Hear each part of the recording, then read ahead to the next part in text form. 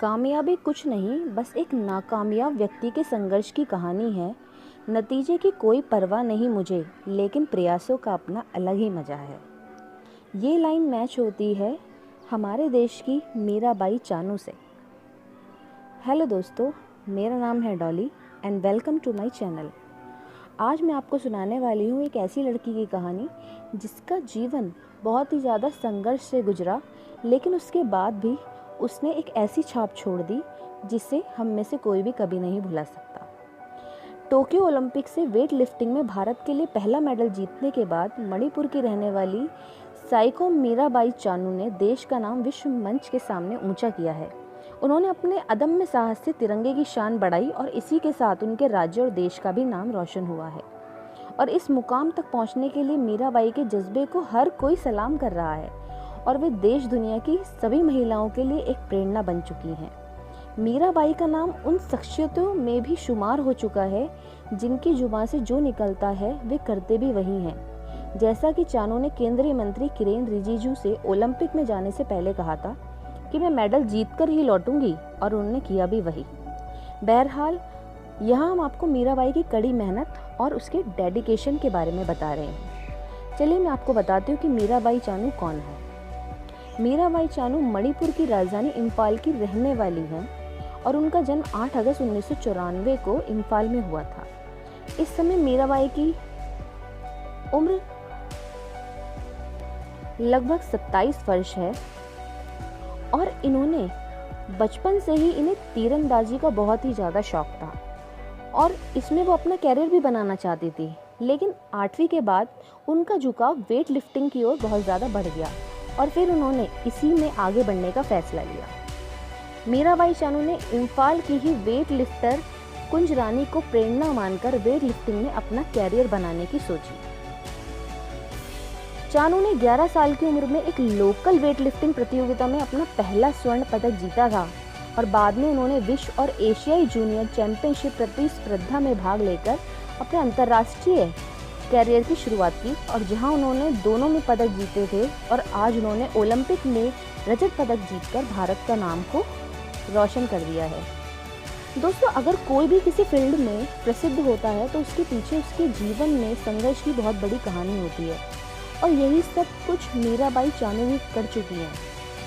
अपने सपनों को पूरा करने के लिए उन्हें बहुत ही ज़्यादा संघर्ष करना पड़ा और तब जाकर आज उन्हें ये बुलंदी हासिल हुई है। मीराबाई का जो परिवार है वो बहुत ही मध्यम वर्गीय है। उनकी माताजी एक गृहिणी होने के साथ साथ एक दुकानदार हैं और उनका नाम साइकोहन उंगबी तोम्बी लीमा है। इनके पिता PWD डिपार्टमेंट में काम करते हैं और इनका नाम साइकोहन कृति मैतेई है। मीराबाई चानू बचपन से ही बहुत ही ज़्यादा एक्टिव रही हैं और वेट लिफ्टिंग की तरफ इतनी ज़्यादा आकर्षित रही कि बचपन से ही वह भारी वस्तुओं को उठाकर वेट लिफ्टिंग की प्रैक्टिस किया करती थी। वेट लिफ्टिंग में मीरा की कोच कुंज रानी देवी हैं जो खुद भी वेट लिफ्टिंग में एक भारतीय खिलाड़ी हैं और मीराबाई चानू इनसे बहुत ही ज़्यादा प्रभावित हुई हैं। वर्ष 2016 से मीरा की रियो ओलंपिक से ओलंपिक चैंपियन बनने तक की कहानी बहुत ही ज़्यादा ज़बरदस्त है। जब मीरा पे 2016 में भार नहीं उठाया गया था तब मीरा के नाम के आगे डिड नॉट फिनिश लिख दिया गया था। यदि कोई प्लेयर मेडल जीतने की रेस में पिछड़ जाता है और क्वालिफाई नहीं कर पाता, ये दोनों चीज़ें अलग अलग होती हैं। तब डिड नॉट फिनिशिंग का टैग मीरा को लगा तो मीरा अपना मनोबल पूरी तरीके से खो चुकी थी। तब 2016 में ओलंपिक में मीरा का इवेंट था। उस समय भारत में रात हो रही थी और बहुत ही कम लोगों ने इस नज़ारे को देखा होगा जिसमें मीरा के वेट उठाने वाले हाथ अचानक रुक गए और मीरा की इस हार ने मीरा को डिप्रेशन में डाल दिया और उन्हें साइकेट्रिस्ट की मदद लेनी पड़ी। यह हार मीरा के लिए बहुत बड़ी हार थी। इसे मीरा झकझोर हो गई थी और इस हार के बाद ऐसा भी समय आ गया था जब मीरा ने वेट लिफ्टिंग को अलविदा कहने का सोच लिया था। लेकिन मीरा को खुद को प्रूव करना था और इसलिए मीरा ने ऐसा नहीं किया और बस मीरा की यही बात आज इस बड़ी सफलता के आगे आई है। मीरा का कहना है कि उस समय भारत सरकार से पूरा सहयोग मिला उसे और मीरा को इलाज के लिए अमेरिका भेजा गया और इसके बाद मीरा वापसी की और अपने करियर में सबसे अधिक वेट उठाने में भी सफल हुई।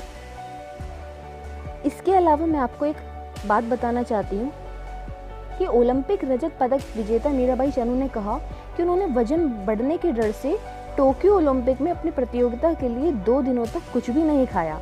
मीडिया से बातचीत में चानू ने बताया कि मैंने प्रतियोगिता से पहले 2 दिन तक कुछ नहीं खाया था क्योंकि मैं अपने वजन को लेकर बहुत ही ज़्यादा टेंशन में थी। और उन्होंने अपने फेवरेट फूड को इतने दिनों तक बैन रखा।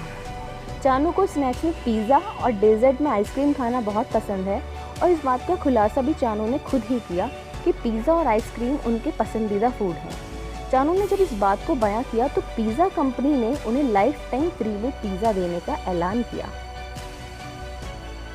चानू की इस संघर्ष की कहानी से बस मैं यही कहना चाहती हूँ कि ज़िंदगी एक आईना है, ये तभी मुस्कुराएगी जब हम मुस्कुराएंगे। भाग्य उन्हीं का साथ देता है जो कठिन से कठिन परिस्थितियों में अपने लक्ष्य के प्रति अडिग रहते हैं। दोस्तों, मुझे ज़रूर बताइएगा कि आपको ये स्टोरी कैसी लगी।